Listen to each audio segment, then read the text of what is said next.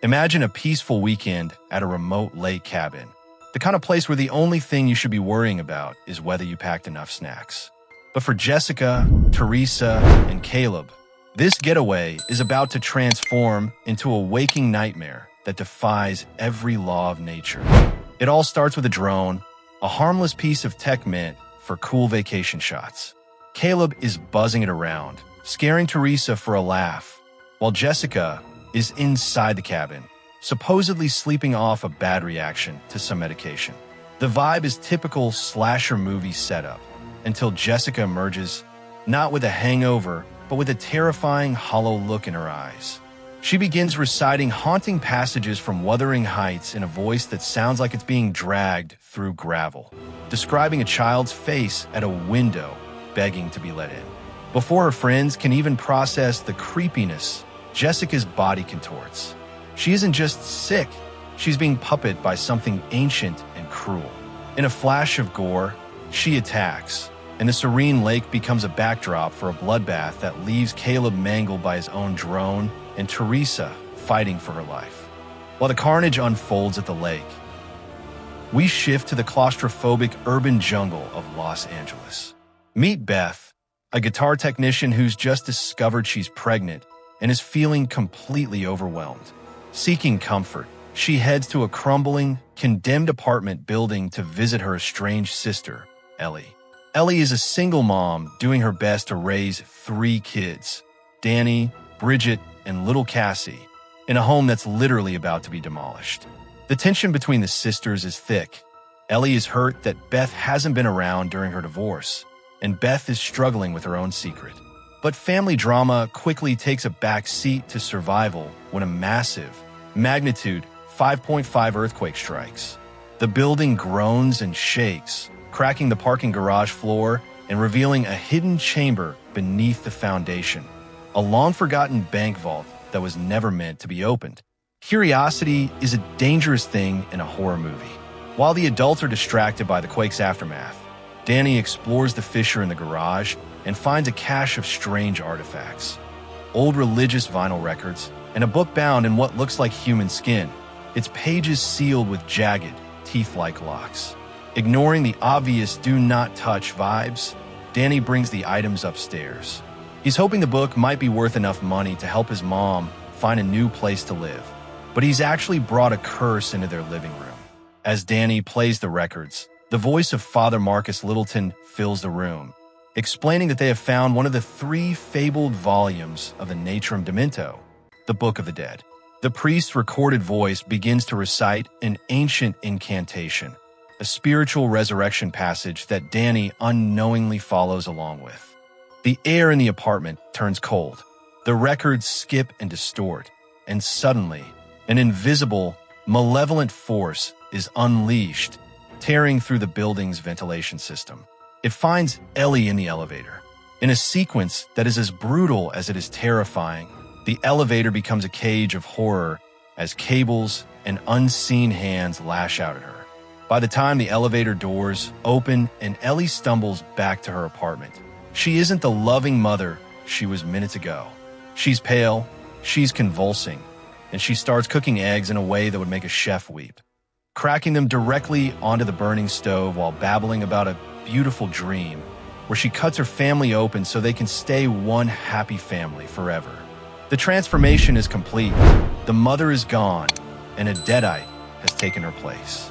The atmosphere in the apartment shifts from confusion to sheer, unadulterated terror as Ellie's possession takes hold.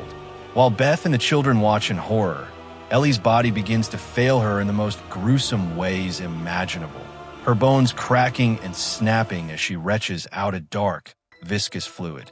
In a fleeting moment of lucidity, she begs Beth not to let it take her babies, but the plea is short-lived. The demonic entity fully consumes her, and Ellie collapses, seemingly dead. Desperate for help, Beth and the neighbors, Gabriel and Mr. Fonda, realize they are trapped. The earthquake didn't just crack the floor. It destroyed the building's stairs and jammed the elevator, leaving them stranded on the upper floor of a condemned concrete fortress. As they mourn the woman they thought they lost, the power flickers, and the nightmare moves into its next phase. Beth hears a familiar voice from the kitchen. It's Ellie, but she isn't back. She's standing over the stove, her face a mask of demonic malice, and she delivers one of the most chilling lines in horror history. Mommy's with the maggots now.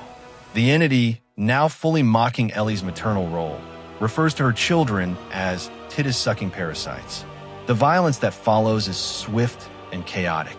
Ellie attacks with supernatural strength, using a kitchen grater in a stomach-churning assault on Bridget's face. The small group of survivors manages to shove the possessed Ellie out of the apartment and into the hallway, barricading the door with a heavy cabinet. But the hallway isn't safe for anyone else. The neighbors, who are just trying to help, find themselves in the path of a whirlwind of gore. Through the peephole, Beth and the kids watch in paralyzed silence as Ellie tears through the hallway residence. The screams of the dying are punctuated by the sound of heavy thuds and splattering blood, a grim reminder that the woman who once tucked them in a bed is now a relentless killing machine. Inside the apartment, the weight of the situation finally hits Danny. He confesses to Beth that he found the book and the records, admitting that he's the one who let this evil inside. Bridget, meanwhile, is deteriorating. The wound on her face from the grater isn't just a scar, it's an infection point. As they try to comfort her, they hear scratching at the door. It's not a plea for help, it's a psychological assault. Ellie begins to sing a twisted lullaby, her voice shifting between her normal tone and a deep, demonic growl, promising to swallow your soul. The horror peaks when Cassie, the youngest and most innocent, approaches the door, thinking her mother might be getting better. Ellie's voice becomes sweet and nurturing, pleading for a big old hug and kiss to make everything better. It's a trap designed to prey on a child's love, and it almost works until Beth pulls her back. The demon's facade drops instantly, replaced by a torrent of vulgarities and threats that shatter any hope of Ellie's return. They are no longer fighting their mother. They're fighting a parasite that knows their deepest fears and is more than happy to use them as weapons. The silence in the apartment is now more terrifying than the screams, as Beth and the children realize they are trapped in a high-rise tomb. While the possessed Ellie remains locked in the hallway, the infection has already breached their inner sanctum. Bridget is physically transforming, her skin turning a sickly gray as the grater wound on her face begins to pulse with a life of its own. Danny, consumed by guilt, finally shows Beth the source of the nightmare, the skin-bound book and the ancient vinyl records. He admits that when the priest on the recording spoke the words, something changed in the air. Desperate for a way to reverse the curse, Beth manages to rig a makeshift power source to play the remaining records. The voice of Father Marcus Littleton returns, but this time, he isn't lecturing. He's a man broken by the very evil they are now facing. Through the crackle of the needle, the priest warns that the Naturum Demento cannot be destroyed. He recounts how the demon first possessed his fellow priest, Father Cortez, rotting him from the inside out. Littleton describes a total chaos, where the entity creates terror without rhyme or reason, mocking every prayer and effort to drive it back. As the recording plays, the horror becomes a historical mirror for the survivors. Littleton reveals that he tried to burn his possessed brothers in a woodshed, but they only danced in its flame. He tried dismembering them, hacking their bodies into pieces, and yet he failed. The chilling conclusion of the record offers no hope.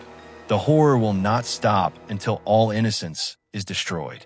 Just as the priest's voice distorts into a demonic growl, the ceiling above the children begins to groan. The terror isn't just outside the door anymore. It's everywhere. The entity is using the building's ventilation and structure to toy with them. Bridget's transformation reaches a breaking point as she begins to vomit a torrent of wire and metal, the very creepy crawlies she feels inside her tummy. She is no longer their sister. She is a vessel for the same rot that took their mother. Beth realizes that the priest was right. This evil is governed by the rules of chaos, and it's hungry for the two souls Beth is now desperately trying to protect, the children and the unborn life she carries. The nightmare reaches a fever pitch as the survivors realize that death is no longer an exit. It's an invitation to join the Legion of the Damned, and as he dies, the infection instantly claims him. Now, Beth and the young Cassie are outnumbered by their own family members. The apartment, once a place of safety, has become a slaughterhouse where the air is thick with the scent of copper and decay. Beth realizes their only hope is the fire escape, but to get there, they have to run a gauntlet of their own kin. The elevator, damaged by the earthquake and the entity's influence, becomes a focal point of terror. As they scramble toward the shaft, the possessed versions of Ellie, Bridget, and Danny unite in a terrifying chant. Dead by dawn. Dead by dawn. It's a countdown to their extinction. They aren't just facing monsters. They're facing the rotting remnants of the people they love most, and the sun is still hours away from rising. The descent into the bowels of the building is a masterclass in claustrophobic terror. Beth and Cassie are no longer just running. They're being herded. As they reach the elevator, the ultimate symbol of their entrapment, the structure begins to fail in the most violent way possible. The earthquake damage, combined with the supernatural corruption of the building, causes the elevator cables to snap and whip through the air like iron lashes. They're forced to dive into the car as it groans under the weight of a blood-soaked nightmare. But the elevator isn't an escape, it's a blender. In one of the most iconic and gruesome sequences, the car fills with an impossible amount of blood, a literal tide of gore that threatens to drown them before they even reach the ground floor. When the doors finally ding open at the garage level, Beth and Cassie stumble out, drenched in the remains of their neighbors and family, only to find that the horror has evolved. The entity isn't content with just possessing bodies anymore. In the dark, oil-slick shadows of the parking garage, the possessed remains of Ellie, Danny, and Bridget begin to fuse together. Limbs snap and reattach at impossible angles, creating a multi-limbed, shrieking abomination known as the Marauder. This towering mass of flesh and hate represents the final destruction of the family unit. A literal monster made of the people Beth was supposed to love and protect.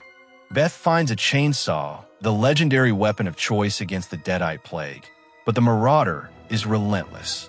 It mocks her with the voices of the dead, its many heads snapping at her, while its twisted limbs tear through the metal of parked cars. As Beth stands her ground, the Marauder corners them near a heavy-duty wood chipper left by the demolition crew.